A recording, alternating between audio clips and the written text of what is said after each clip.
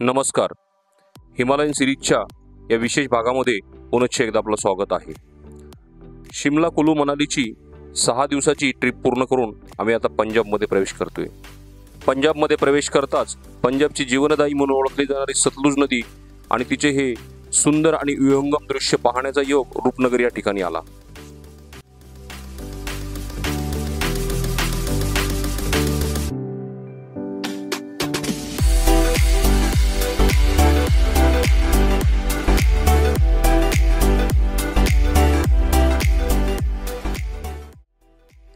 हा भाग विशेष एवढ्यासाठी म्हटलं की या भागामध्ये पंजाबची राजधानी तसेच हरियाणाची राजधानी म्हणून ओळखल्या जाणाऱ्या चंदीगडची आणि चंदीगडमधील सुखाना सरोवर अर्थात सुखाना लेक आणि रॉक गार्डनची सफर तुम्हाला या निमित्ताने मी घडवणार आहे. चंदीगड शहरामध्ये रॉक गार्डनच्या अगदी शेजारी सुखाना लेक आहे.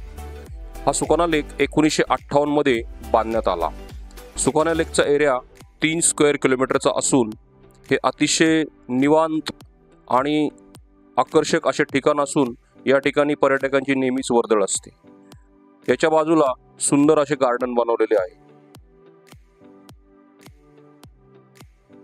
सुखाना लेक आणि गार्डन परिसरामध्ये निसर्गाच्या सान्निध्यात निवांतपणे काही वेळ घालवल्यानंतर आता आम्ही निघालो आहोत चंदीगडमधील सुप्रसिद्ध अशा रॉक गार्डनकडे.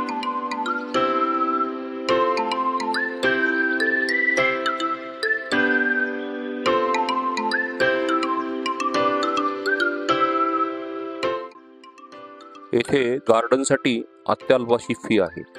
साधारणतः मोठ्यांसाठी 30 रुपये आणि छोट्यांसाठी 10 रुपये अशी एंट्री फी आहे. एंट्री फी देऊन आम्ही आता गार्डनमध्ये प्रवेश केलेला आहे. देशभरामध्ये आपण वेगवेगळ्या ठिकाणी वेगवेगळ्या प्रकारची गार्डन पाहिली असतील, पण चंदीगड मात्र त्याला अपवाद आहे.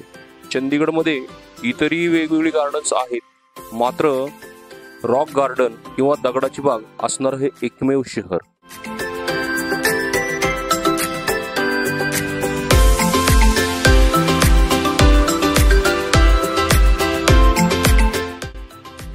नेकचंद सैनी नावाच्या सरकारी अधिकाऱ्याने 16 हेक्टर म्हणजे जवळपास 40 एकर जागेवर हे गार्डन उभारलेले आहे.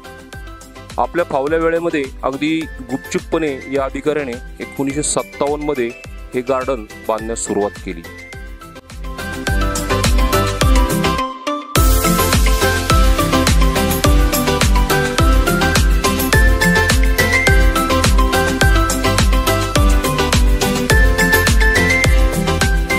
गार्डनमधील निमुळत्या वाटेने फिरताना दोन्ही बाजूने अगदी वेगवेगळ्या टाईपचे रॉक आणि त्याचे वेगवेगळे आकार पाहायला मिळतात. आतमध्ये एका ठिकाणी खूप सुंदर असा एक वॉटरफॉल पण बनवलेला आहे.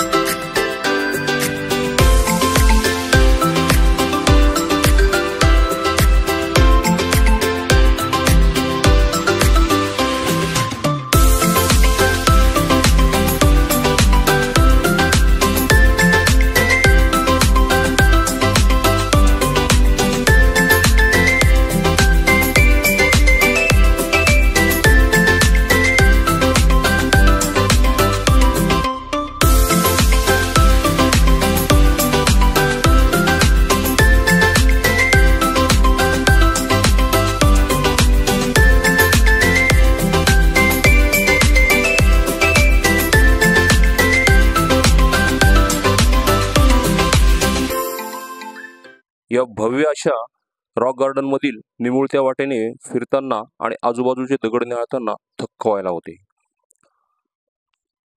अगदी विविध प्रकारचे रॉक्स या ठिकाणी एकत्र केलेले आहेत. काही छोटे आहेत, काही मोठे आहेत. येथील भिंतींना कुठलीही रंगरंगोटी केलेली दिसत नाहीये. या भिंती जुन्या टाकाऊ वस्तूपासून किंवा फरशांचे तुकडे किंवा डिशेस यांच्या तुकड्यापासून त्या सजवलेल्या आहेत. हे भव्य दिव्य आणि तितकेच आकर्षक असलेले रॉक गार्डन पाहण्यासाठी मला वाटतं 1 किंवा 2 तास फार अपुरे आहेत. त्यासाठी एक संपूर्ण दिवस तुम्ही हे रॉक गार्डन पाहायला हवे.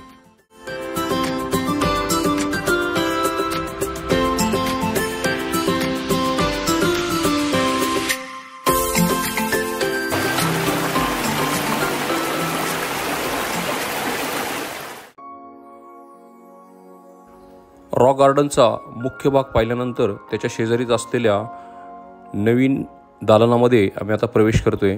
या ठिकाणी ॲक्वेरियम आहे. या ॲक्वेरियममध्ये विविध प्रकारचे आणि विविध प्रजातीचे मासे आपल्याला पाहायला मिळतात. फिश टँकच्या माध्यमातून या ॲक्वेरियमची खूप अशी सुंदर आणि छान सजावट केलेली आहे.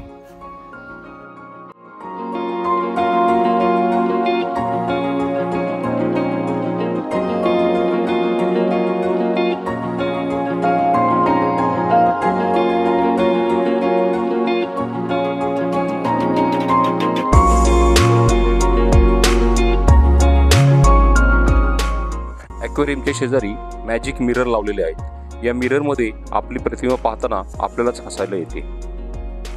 पोट धरून हसत हसत बाहेर पडताच समोर एक भव्य दालन दिसते. हे दालन म्हणजे डॉल म्युझियम. या डॉल म्युझियममध्ये अनेक प्रकारच्या डॉल्स या ठिकाणी बनवलेल्या दिसतात आणि त्याची मांडणी ही अतिशय सुरेख आहे.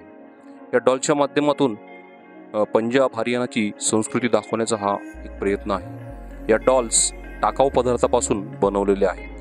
मंद लाईट आणि विविध रंगसंगती यामुळे हे दालन अतिशय सुंदर आणि सुरेख दिसते. या दालनाच्या माध्यमातून पंजाब हरियाणाची ग्रामीण संस्कृती दाखवण्याचा एक सुंदर प्रयत्न केलेला आहे.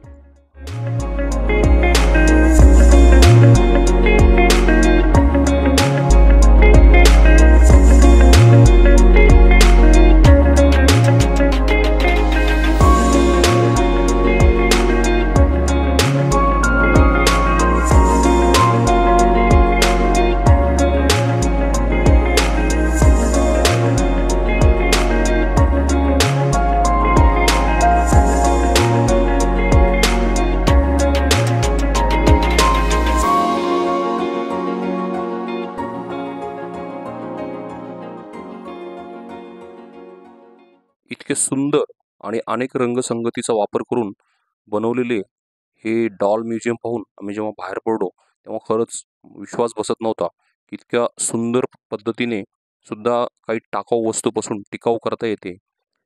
पण मित्रांनो, ठरवले तर काही अशक्य नाही हेच या डॉल म्युझियमच्या माध्यमातून आपल्याला पाहायला मिळते. डॉल म्युझियम पाहून आम्ही जेव्हा बाहेर पडलो तेव्हा बाहेरचेही वातावरण किंवा बाहेरचा जो परिसर आहे तोही खूप लक्षवेधी आणि सुंदर आहे.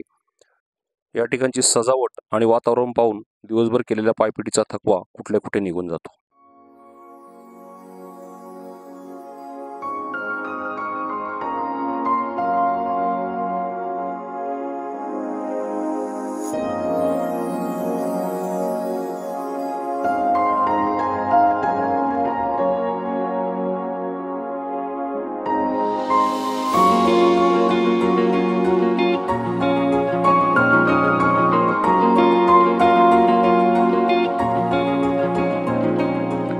खरे तर या ट्रिपच्या दरम्यान चंदीगडला येऊन रॉक गार्डन पाहण्याचा आमचा कुठलाही बेत किंवा नियोजन नव्हते. केवळ आणि केवळ आमच्या कॅब ड्रायव्हरच्या सांगण्यावरून आम्ही चंदीगडला येऊन हे रॉक गार्डन अनुभवले. खरंच खूप सुंदर आणि सुरेख हे रॉक गार्डन आहे. या व्हिडिओच्या माध्यमातून मी आपल्याला एवढंच सांगू इच्छितो, चंदीगडला आला तर जरूर या ठिकाणाला भेट द्या.